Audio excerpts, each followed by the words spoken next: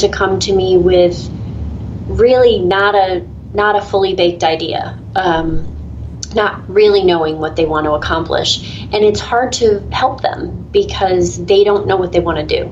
And they can't put enough quality information in front of me or anybody else to really move them to the next level or give them great advice. So I find that making sure that your quality is always really high is really important. So is it through, again, not aiming for perfection, but aiming for something that's clear, and I think quality comes from clarity. Is that the point where, or is that the threshold where somebody realizes, yes, I know what I want to do because I can describe it, and if you can't describe it as well as you think, maybe you have to sit and reflect before you really start putting your energy into it? Yeah, I think that's absolutely a fair assessment. If you don't know what you're trying to accomplish, it's really hard to explain to somebody else. Yeah, and I can, and a lot of what I do here, with starting with this show and where I've branched off into some other things I'm developing, it took quite some time to figure out, but seriously, what are you trying to do, Dave?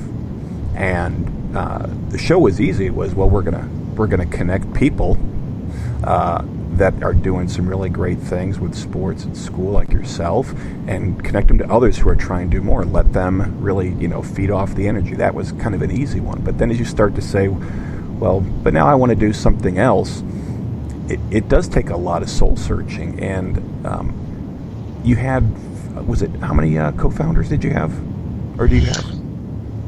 There are two of us who sort of have been, I guess, staff since the beginning, where we kind of built the business day to day, and then we also have 4 founding board members. Okay, so with you and your co-founder, was it the two of you that found that message that really turned into a quality product to show to people? How did you get to that point?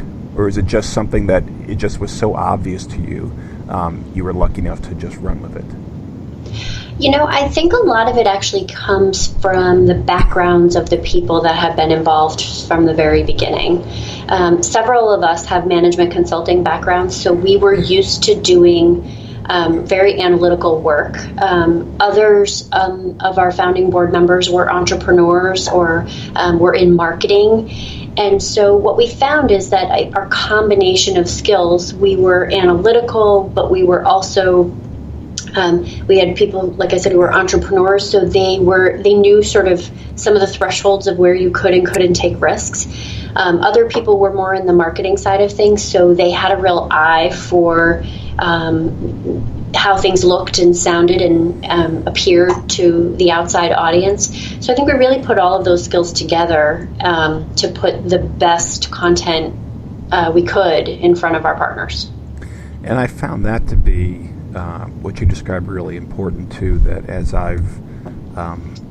you start networking with people, you want overlap, but you've got to fill each other's gaps, if you will. But then at the same time, you need that some good spikes where everybody, has a certain, at least attention for one part of the details. So how did you find your founding board members and your co-partner? How did it come together? Again, because clearly, like I said, you found that focus. It's tremendous success for what you're doing. For those who are trying to say, I need people to help me, but I don't know who's like me or too much like me. Yeah, all of our founding board members we're all connected in some way. So a couple of people grew up together, a couple of people went to college together, a couple of people went to business school together.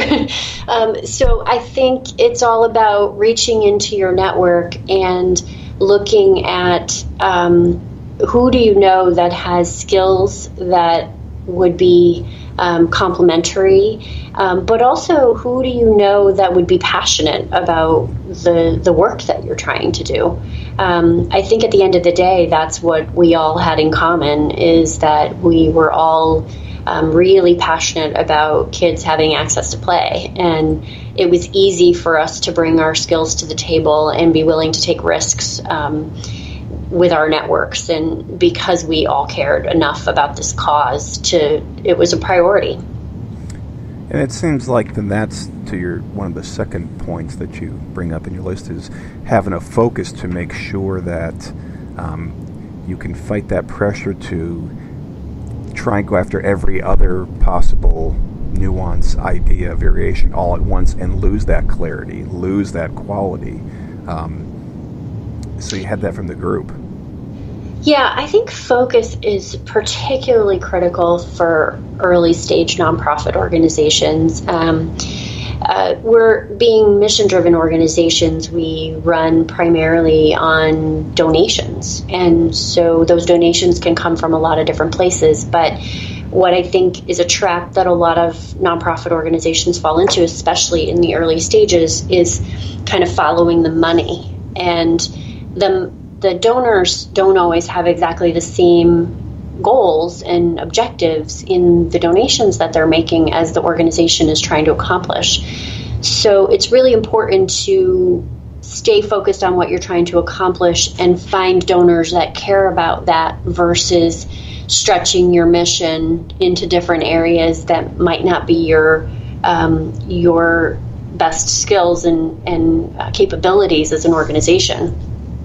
Like a good example is early on, even though what we did was distribute sports and fitness equipment and apparel and footwear to kids in need, because we were in the youth sports and fitness space, we would get asked to do coaches training. That's not what we were set up to do. It's not the skill that we had, but we had donors who would have paid us to do coaches training. But it just didn't make sense for our business model. And we still to this day will turn down opportunities and donations where we're not the best partner. Instead, we will partner with another organization or make a recommendation to that donor as to who the right partner might be.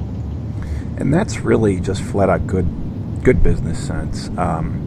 As a consultant in the private side, large organizations, the rule was, the answer is always yes as a consultant. Yes, we can figure it out. We can do it.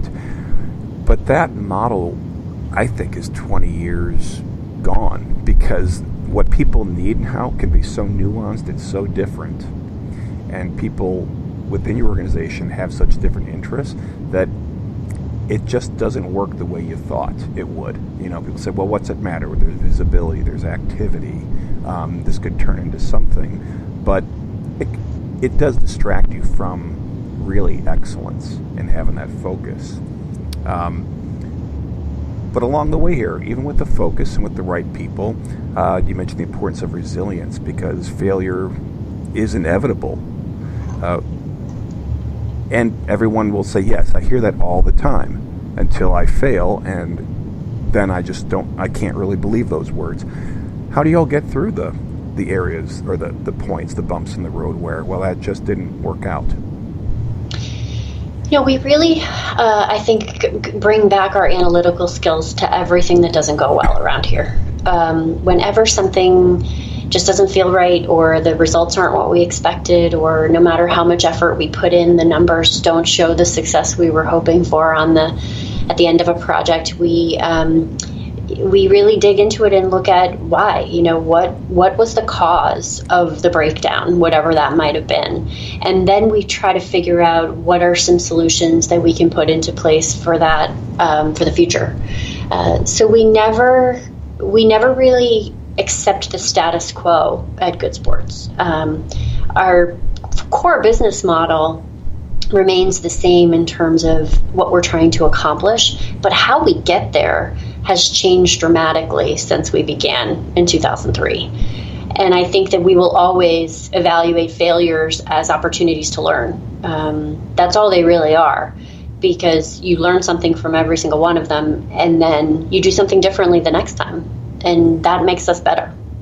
And I think for those who are, again, whether it's a for-profit, small business, or a nonprofit, having those partners with analytical skills, which is, again, my other technical profession, it's one where you really go emotionless.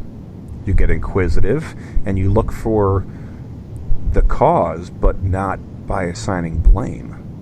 And then also, if you have an entrepreneur, well, those people have learned trial by fire, the same type of thing. So I think that's a critical mindset there, that resiliency is going to come from the people around you, so that there's always somebody to say, no, it's not a failure, and this isn't just a bumper, sticker slogan statement, that it's an opportunity to learn. We can do this, we can move forward. Because the next thing you talk about is how, and you just discussed this a second ago, is the innovation never stops. So if you're not seeking failure, you're never going to get to innovation. So how has the company, you mentioned a few things have changed, what has been some of the innovations, the bigger ones in your model? Yeah, absolutely. In fact, I would say one of our biggest ones, we did, it was 2015 that we put it into place. We had gotten to a point organizationally from a size perspective that we couldn't process applications for equipment quickly enough to get equipment out to the community quickly enough. So we were finding ourselves in a situation where inventory was building up simply because we couldn't match donations to organizations fast enough. And so what we did is we actually took a good look at our program model and how it was structured and tried to figure out where the bottlenecks were. And what we found was the bottleneck was that we were combining evaluating the organization and approving them for equipment with approving the type of equipment that they needed at the same time. And if we separated those two, we could approve organizations without worrying about whether or not we had the equipment they needed that day. And we could approve them and then give them visibility into the equipment that we had so they could pick and choose the things that they needed the most. So what it did is it allowed us to approve organizations for a longer period of time. So now we make donations to organizations over a 2-year period rather than every time they need equipment they have to apply again. And then we also build longer term relationships with those organizations. By giving them visibility into the equipment we have available, we also created a little bit of a self-service component to the model also. So organizations can go in and see what they need in addition to us reaching out to them, letting them know when we have new equipment available. So in this case, when people think of innovation, they may have jumped ahead towards, your website, automated processes, and things like that, but instead it was simplification and also almost relaxing of some rules. Again, not a small window and a narrow path to go down to get it, but as you say, pick and choose. If you need it, you've been approved, we'll keep you approved for longer, and not try and have that perfect timing. It seems, again, they're like it was almost stripping it down was the innovation. Yeah, absolutely. Releasing some control over the process and making the process more open gave us some efficiency that we couldn't get by controlling every step.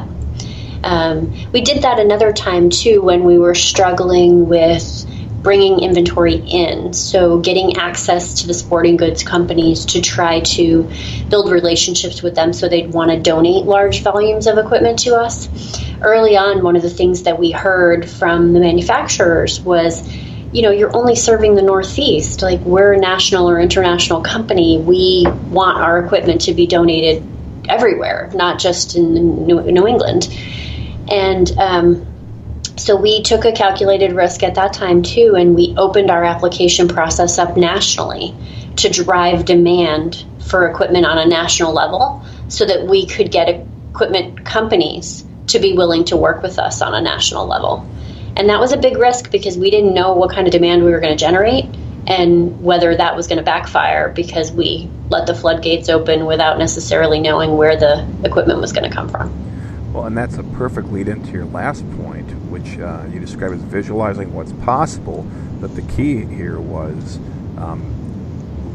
not visualizing what's possible in a limiting way, but possible as in really leaning forward and finding out where to take those risks. So when that came about, Did you visualize it, or is this something you learned in hindsight? Did you